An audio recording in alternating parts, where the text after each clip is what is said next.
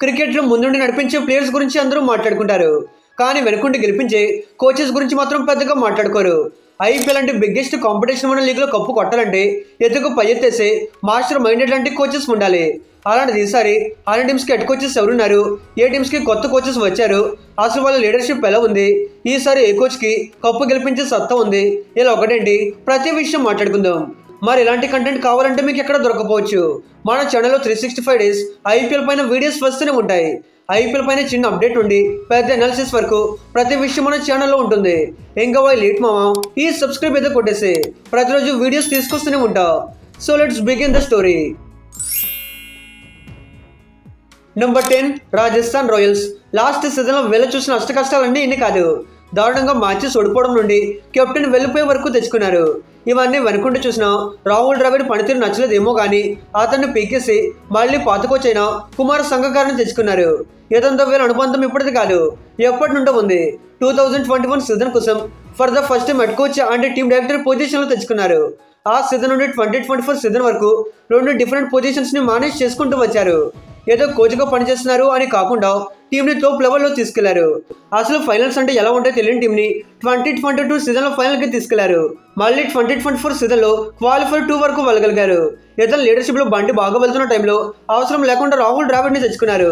Of course ఈయన మంచికొచ్చి, కాకపోతే అవసరం లేని సిచ్యువేషన్లో తెచ్చుకున్నారు. దీనివల్ల సంగకార టీమ్ డైరెక్టర్ పొజిషన్లో పనిచేశారు. లాస్ట్ సీజన్లో ద్రావిడ్ దబ్బేయడంతో అతన్ని పక్కన పెట్టి సంగకారకి మళ్ళీ రెస్పాన్సిబిలిటీస్ అప్పగించారు. లాస్ట్ టైం కంటే ఈసారి రాజస్థాన్ దగ్గర చాలా మంచి స్క్వాడే ఉంది. అలాంటిది ఎలా నడిపిస్తారో చూడాలి. Number 9 Gujarat Titans. ఈ టీం కోచ్ విషయంలో ఏ బాధ లేదు.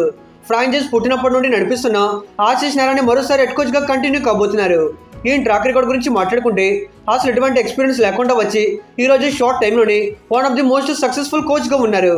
ఎలా అంటే గుజరాత్ టైటన్స్కి ఫస్ట్ సీజన్లోనే టైటిల్ గెలిపించేశారు. సెకండ్ సీజన్లో ఆల్మోస్ట్ 99.9% కప్పు కొట్టే స్టేజ్ వరకు వచ్చారు. 2024 సీజన్లో మిస్ అయినా కానీ 2025లో కంబ్యాక్ చేసి మిసైల్స్లో మీదకు వెళ్ళిపోయారు. 9 మ్యాచెస్ గెలిచి ఎలిమినేటర్ వరకు రీచ్ అయ్యారు. లక్ మిస్ అయిపోయింది కానీ లేదంటే వీళ్ళు ఆడినాటికి కప్పు మిస్ చేస్తుండే వల్లే కాదు, ఆ రేంజ్లో ఆడారు. ఒక ఫ్రాంచైజ్ ఇంత సక్సెస్ఫుల్గా లీడ్ చేయడం అంటే మామూలు విషయం కాదు.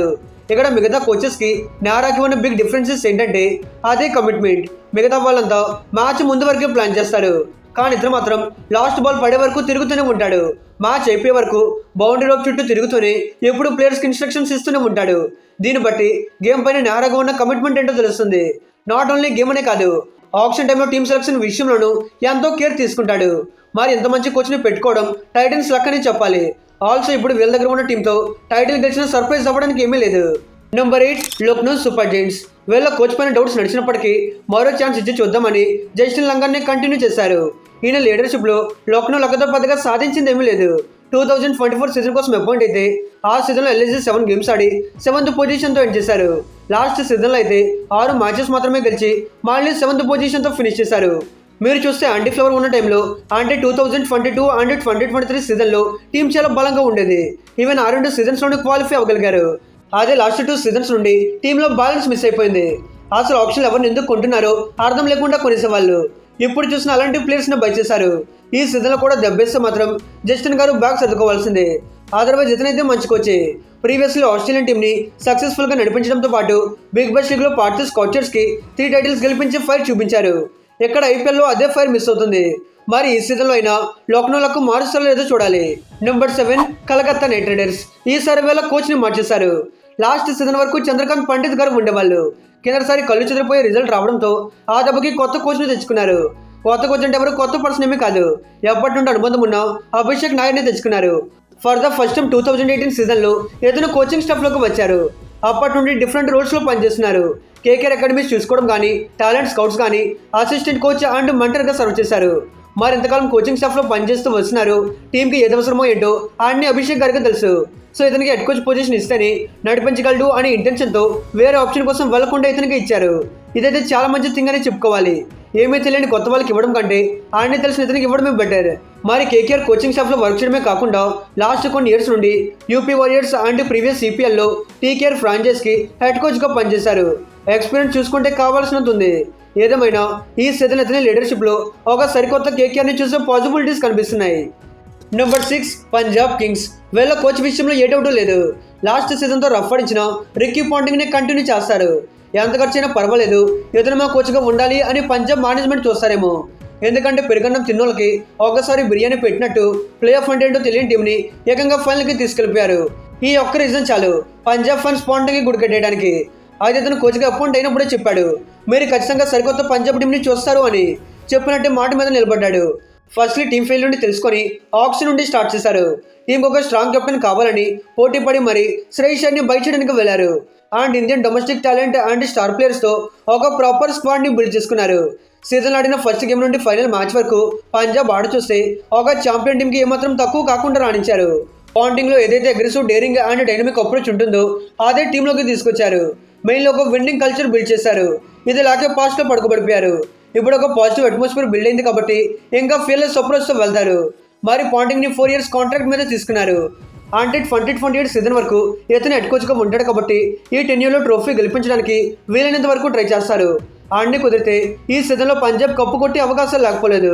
మీకు వీలైతే మన ఛానల్ని సబ్స్క్రైబ్ చేసుకోవడానికి ట్రై చేయండి. ఐపీఎల్ పైన ఎక్కడ లేని కంటెంట్ మన ఛానల్లో మాత్రమే వస్తూ ఉంటుంది. సో సబ్స్క్రైబ్ చేసుకుంటే నేను ఏ వీడియో పెట్టినా ఫస్ట్ మీరే చూడొచ్చు.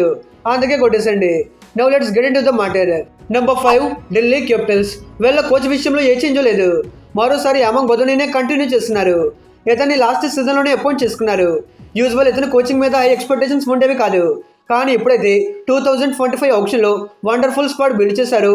అప్పటి నుండి డీసీ అండ్ యామంగ్ గారి మీద ఒక పాజిటివ్ ఇంప్రెషన్ ఉండేది. అనుకున్నట్టే లాస్ట్ సీజన్ ఫస్ట్ హాఫ్లో డీసీ కేసీపీడీ పర్ఫార్మెన్స్ చూపించారు. ఫస్ట్ 6 మ్యాచెస్ లేకంగా 5 మ్యాచెస్ గెలిచేశారు. ఆ స్టేజ్లో ఈజీగా క్వాలిఫై అయిపోతారనుకున్నాం. బట్ అన్ఎక్స్పెక్టెడ్లీ ఢిల్లీ దబ్బేశారు. ఎనిమిది పక్కన పెడితే యామంగ్ గారికి చాలా మంచి కోచింగ్ ఎక్స్పీరియన్స్ ఉంది. ప్రీవియస్లీ సన్ రైజర్స్ టీమ్కి ఫీల్డింగ్ అండ్ బ్యాటింగ్ కోచ్గా 2024 వరకు పనిచేశారు. ఆల్సో టీఎన్పీఎల్లో చెపక్ సూపర్ గర్ల్స్ టీమ్కి 4 సార్లు టైటిల్ గెలిపించారు. ఎస్సీ టీ20 లీగ్లోను సన్ రైజర్స్ ఫ్రాంచైజ్కి బ్యాటింగ్ కోచ్గా టైటిల్ గెలిపించారు. ఓవరాల్గా చూస్తే మంచి సక్సెస్ రేట్ ఉంది. మరి తన్ని 2 years కాంట్రాక్ట్ మీద తీసుకున్నారు. ఈ సీజన్ అది ఎండ్ అవుతుంది. దాంట్లో డీసీ టీంకి 2 ఓనర్స్ కాబట్టి ప్రతి 2 years ఒకసారి ఒక ఓనర్ టీం డిసిషన్స్ తీసుకుంటారు. సో ఈ సీజన్లో బాగా పర్ఫామ్ చేస్తేనే ఈయన కాంట్రాక్ట్ పెంచుతారు. లేదంటే బాగా ఇచ్చి ఇంటికి టాడో చెప్పడమే. Number 4 Mumbai Indians. మానవులు కోచ్ విషయంలో ఏ బాధ లేదు. మరోసారి మహిళ జయవర్ధన్ గారే ఉండబోతున్నారు. అయితే ఎంఐ అండ్ జయవర్ధన్ అనుబంధం ఎప్పటి నుండో ఉంది. For the first time 2017 season కోసం ఇతన్ని హెడ్ కోచ్గా అపాయింట్ చేశారు. కోచింగ్ చేసిన ఫస్ట్ సీజన్లోనే కప్పు గెలిపించేశారు. మళ్ళీ ఒక సీజన్ ఆగి 2019లో సెకండ్ టైటిల్ అండ్ 2020 సీజన్లో మొదటిగా 3 కప్ గెలిపించేశారు. కోచింగ్ చేసిన ఫస్ట్ 4 సీజన్స్లో 3 ట్రోఫీస్ విన్ అవ్వడం అనేది రియల్లీ బిగ్ థింగ్ అని చెప్పాలి. ఇలాంటి వండర్ ఒక్క ముంబై అనే కాదు, మేబీ ఐపీఎల్లో మళ్ళీ ఏ టీం క్రియేట్ చేయకపోవచ్చు. ఈరోజు అమ్మాయి టాప్ ఫ్రాంచైజ్గా ఉన్నారంటే దాంట్లో జయవర్ధన్ కాంట్రిబ్యూషన్ చాలానే ఉంది. ఆంధ్రవేళ ప్లేయర్స్ గురించి మాట్లాడతారు తప్పిస్తే ఇతని గురించి ఎవరు మాట్లాడుకోరు. ఎనివే 2017 నుండి 2022 సీజన్ వరకు జయవర్ధన్ కోచింగ్లో ముంబై మోస్ట్ సక్సెస్ఫుల్ ఫ్రాంచైజ్గా రాణించారు. ఆ తర్వాత మార్క్ బౌచర్ వచ్చి పెట్టాల్సిన పెంట మొత్తం పెట్టేశాడు. ఆ దెబ్బకి 2025 సీజన్ కోసం మళ్ళీ జయవర్ధన్ని రీఅపాయింట్ చేశారు. ఇన్ఫాక్ట్ ఇతని కోచింగ్లో లాస్ట్ టైం క్వాలిఫైర్ వరకు రీచ్ అవ్వగలిగారు. ఇక్కడ జయవర్ధన్ కోచింగ్లో బెస్ట్ థింగ్ ఏంటంటే కొత్త టాలెంట్ని ఐడెంటిఫై చేయడంతో పాటు వాళ్ళని ఎక్కువగా పుష్ చేస్తాడు. దానికి తోడు ఈగోస్ ఇలా ఏం లేకుండా ఒక క్లాసికల్ అట్మాస్ఫియర్ బిల్డ్ చేస్తుంటాడు. ఏదేమైనా ఇప్పుడు ముంబై దగ్గర ఉన్న టీంతో మరో ట్రోఫీ కొట్టగలిగే సత్తా ఇతను కోచింగ్లో ఉంది. Number 3 Chennai super Kings. మిగతా టీం కోచెస్ గురించి మాట్లాడుకోవాల్సిన అవసరం ఉంది కానీ మన సిఎస్కే టీం కోచ్ విషయంలో ఆ టెన్షనే లేదు. ఎందుకంటే ఐపీఎల్ పుట్టినప్పటి నుండి ఇప్పటి వరకు ఒక కోచ్ మాత్రమే ఉన్నాడు. అతను మన ఎవరో కాదు, మనకి ఎంతో పరిచయం ఉన్న స్టీఫెన్ ఫ్లమింగ్. ఇతను 2008 సీజన్లో యాజ్ ఎ ప్లేయర్గా సిఎస్కేకి ఆడాడు. ఆ తర్వాత 2009 సీజన్లో కోచ్గా అపాయింట్ చేసుకున్నారు. అక్కడ నుండి ఇప్పటి వరకు అంటే లాస్ట్ 15 years నుండి కోచ్గా సర్వ్ చేస్తున్నాడు. అండర్ స్టీఫెన్ గారి కోచింగ్లో CSK one of the most successful ఫ్రాంచైజ్గా రాణిస్తున్నారు. ఓన్లీ ఇతని కోచింగ్లోని 11 సార్లు ప్లేఆఫ్కి క్వాలిఫై అయితే దీంట్లో 9 సార్లు ఫైనల్కి వెళ్లడంతో పాటు 5 టైటిల్స్ అందుకుపోయారు. ఐపీఎల్లోనే కాదు, ప్రపంచ క్రికెట్లోని బెస్ట్ కోచ్ అని చెప్పడంలో ఎందుకు మించి బెస్ట్ ఎగ్జాంపుల్ ఉండదేమో. ఇక్కడ వేరే టీంలో బెటర్ ఆప్షన్ కోసం వెళ్లకుండా ఒకటే కోచ్ నమ్మి ముందుకెళ్ళిన సిఎస్కే మేనేజ్మెంట్ని అప్రిషియేట్ చేయాలి. మరి ఆ నమ్మకాన్ని సక్సెస్తో నిరూపించిన ఫ్లమింగ్ని ఇంకా మెచ్చుకోవాలి. మెయిన్ ఇతని కోచింగ్లో నోటీస్ చేయాల్సిన విషయం ఏంటంటే షార్ట్ టైంలో డిసిషన్స్ తీసుకోకుండా consistency and long term planning పైన ఎక్కువగా ఫోకస్ పెట్టారు. దానివల్ల అందరి మధ్య ఒక ప్యూర్ అండర్స్టాండింగ్ బిల్డ్ అయింది. ఆ అండర్స్టాండింగ్ ఈరోజు సక్సెస్గా మారింది. ఏదేమైనా ఇప్పుడు సంజయ్ వచ్చాక మళ్ళీ వచ్చి కొత్త స్టార్ట్ చేయడానికి చూస్తారు. Number 2 royal Challengers Bengaluru. Last 17 సీజన్స్గా ఏ కోచ్ చేయలేంది లాస్ట్ టైం ఒక అతను చేసి చూపించాడు. అతను కోచ్గా రాకపోయి ఉంటే లాస్ట్ 18th సీజన్ కూడా మరో డార్క్ సీజన్గా మిగిలిపోయి ఉండేది. అలాంటిది యాంటీ ఫ్లవర్ రాకతో 18th సీజన్లో నెంబర్ 18కి గుర్తుండిపోయే లైఫ్ టైం బెస్ట్ గిఫ్ట్ ఇచ్చేశాడు. ఈరోజు మనలో మెయిన్ టైటిల్ కొట్టారంటే దాంట్లో యాంటీ ఫ్లవర్ కాంట్రిబ్యూషన్ అంతా ఇంత కాదు. అయితే 2024 సీజన్ కోసం ఇతన్ని అపాయింట్ చేసుకున్నారు. అసలు ఆ సీజన్లోనే మనలో ఒక వండర్ చూపించేశారు. 1% ఛాన్సెస్ని 100%గా కన్వర్ట్ చేసుకొని బిగ్గెస్ట్ హిస్టరీ క్రియేట్ చేశారు. అన్ఫార్చునేట్లీ ఆ సీజన్ లీగ్ స్టేజ్లో ఓడిపోయారు. బట్ 2025లో కోత్రా బాయ్స్ కంబ్యాక్తో టైటిల్ గెలిచారు. అయితే సీజన్కి ముందు ఆప్షన్లు ఏవైతే బై చేశారో అవి అందరికీ షాకింగ్ అనిపించాయి. బికాస్ కేఎల్ రాహుల్, రిషబ్ పంత్ ఇలాంటి స్టార్ ప్లేయర్స్ కోసం కాకుండా మొత్తం బ్యాలెన్స్ ప్లేయర్స్ని తీసుకున్నారు. ఆర్సీబీ చేసిన ప్రతి బయ్యనికి ఒక స్ట్రాటజీ ఉంది. ఎలా అంటే అన్ని కండిషన్స్లోనూ ఆడగలిగే ప్లేయర్స్ కోసం చూశారు. ఎగ్జాక్ట్లీ వాళ్ళు అనుకున్నట్టే ప్రతి ఒక్క ప్లేయర్ చాలా బాగా పర్ఫామ్ చేశారు. ఈ టీమ్ సెలక్షన్ విషయంలోనూ కోచ్ని మెచ్చుకోవాలి. మెయిన్లీ యాంటీ ఫ్లవర్ చేసిన బెస్ట్ థింగ్ ఏంటంటే ప్రతి ఒక్కరికి వాళ్ళ రోల్ పైన ప్రాపర్ క్లారిటీ ఇచ్చారు. అదే బాగా వర్కౌట్ అయింది. ఆల్సో బ్యాటింగ్ అండ్ బౌలింగ్లోనూ టీమ్ కాంబినేషన్ని సెట్ చేయడంలో కీ రోల్ ప్లే చేశారు. ఒక ముక్కలో చెప్పాలంటే టీంకి ఏదో అవసరమో అది బాగా తెలుసుకున్నారు. ఏదేమైనా యాంటీ ఫ్లవర్ రాకతో మనలో డ్రీమ్ ఫుల్ఫిల్ అయిపోయింది. మరి అదే ఎనర్జీతో మరోసారి మెరిపేస్తారో లేదో చూడాలి.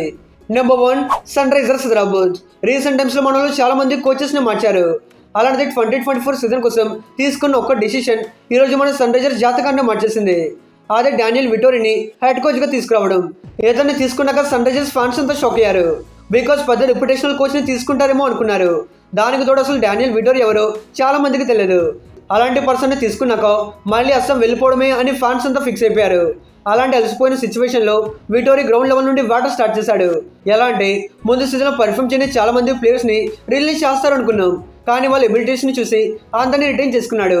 అంతేకాకుండా బ్యాకప్ ప్లేయరే కదని రిలీజ్ చేయకుండా నితీష్ లాంటి టాలెంటెడ్ ప్లేయర్ని రిటైన్ చేసుకున్నారు. అది ఇప్పుడు గేమ్ చేంజర్గా మారింది.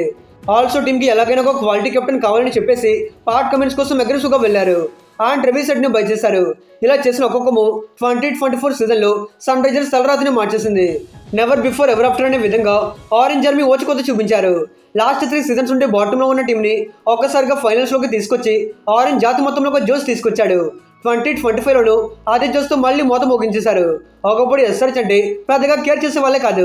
అలాంటిది ఇప్పుడు ప్రతి ఒక్కరు సన్ రైజర్స్ గురించి మాట్లాడుకుంటున్నారంటే అది కోచ్ డానియల్ విటోరీ వల్లే పాసిబుల్ అయింది. ఎస్పెషల్లీ విటోరీ ఇప్పుడు ఎస్ఆర్హెచ్ బ్రాండ్ ఆఫ్ క్రికెట్ గురించి మాట్లాడుతుంటాడు. ఓడిపోయినా పర్వాలేదు, ఇలా అగ్రెసివ్గా ఆడండి అని చెప్తుంటాడు. మీకు నచ్చినట్టు కొట్టండి అని బ్యాటర్స్కి ఫ్రీ హ్యాండ్ చేస్తుంటాడు. ఆల్సో ఇండియన్ యంగ్ ప్లేయర్స్ విషయంలోనూ చాలా కేర్ తీసుకుంటారు. Last time Nitish, Ankit, Harsh Dubey, Zeeshan Ansari and Simarjeet ఇలా ఎంతో మందిని బ్యాక్ చేశారు. ఈ సీజన్లో చూసుకున్న ఆప్షన్ మొత్తంలో ఇండియన్ యంగ్ ప్లేయర్స్ను బై చేశారు. ఇక్కడ ఇండియన్ కోర్ని గ్రౌండ్ లెవెల్ నుండి స్ట్రాంగ్ చేయడానికి చూస్తున్నట్టు క్లియర్గా అర్థమవుతుంది. మొత్తానికి 2016లో వచ్చిన సునామీ మళ్ళీ ఈసారి విటోరీ కోచింగ్లో రిపీట్ అయ్యే పాసిబిలిటీస్ కనిపిస్తున్నాయి. ఇక ఇది గైస్ ఈసారి 10 టీమ్స్ కోచెస్ వీళ్ళు ఎవరికి ట్రోఫీ గెలిపించే సత్తా ఉంది అని మీరు అనుకుంటున్నారో let me know in the comments. మన ఛానల్ని సబ్స్క్రైబ్ చేసుకుంటే ఇలాంటి వీడియోస్ వస్తూనే ఉంటాయి. సో ఇంకా వాళ్ళు లేట్ మావా ఈ సబ్స్క్రైబ్ ఏదో కొట్టేసండి. Okay friends, bye, thanks for watching.